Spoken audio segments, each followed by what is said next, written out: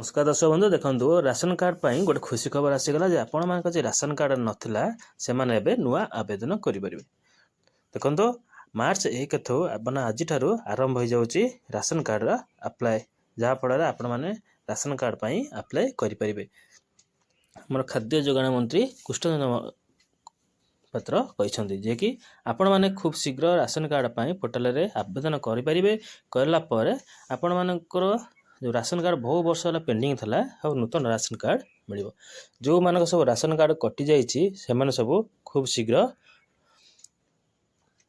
Apply करंतु कलापर से योग्य विवेचित होती वेरिफिकेशन हम ब्लॉक रू आसवे फिजिकल वेरिफिकेशन फिजिकल वेरिफिकेशन आपण मानकर जदि कौन प्रकार अयोग्य धरा जाए ताले आपको मिलनी योग्य होते आपण मानक राशन कार्ड टे मिल तेणु ई वितरण ओडिशा एप्लिकेशन फॉर्म आरंभ है आज पोर्टाल खोलीगला पोर्टाल द्वारा आपण मैंने निजर समस्त सुविधा पाइपर। तेणु राशन कार्ड पर आपण मानक सरकार बर्तमान घोषणा कर कि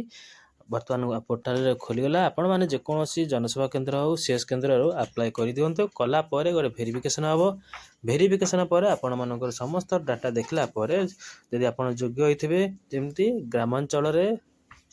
10,000 कम इनकम होइतबो आउ सहरांचल 15,000 कम इनकम होइतबो तेणु से आपण मानक एथिरे सामिल करा जिवो। यदि आपण माने एथिरे सामिल हेबा पई एई सब योग्य हिताधिकारी होइतिबे आपण मानक एथिरे योग्य करा जिवो। तेणु सरकारंकर घोषणा आपण माने खूब शीघ्र ऑनलाइन सर्विस फॉर सिटीजन जेकोसी फूड ओडिशा मारिबे वेबसाइट रे नागरिक निमंते ऑनलाइन सेवा लिखाई से बर्तमान नूतन राशन कार्ड आवेदन करते लिखाई से apply online for new ration card मारला आपण मैंने दी प्रकार अच्छी नेशनल फूड सिक्योरिटी और ओडिशा स्टेट फूड सिक्योरिटी जेकोसी आपण मैंने ऑनलाइन सर्विस जाकि बर्तमान आप अप्लाई करेंगे जहाँफल जो मैंने आईडी मेंबर एडिशन हो पार आपण मानकर जो डाउनलोड राशन कार्ड जहाँ आप करने समस्त कार्य करेंगे। ये हूँ सरकार योजना द्वारा आपण मैंने खूब शीघ्र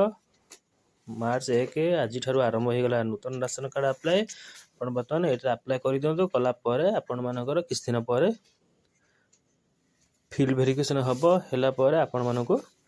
योग्य विवेचित होती नूतन राशन कार्ड टी मिल। तेणु सरकार घोषणा कर कि जो मैंने एपर्यंत राशन कार्ड वंचित होती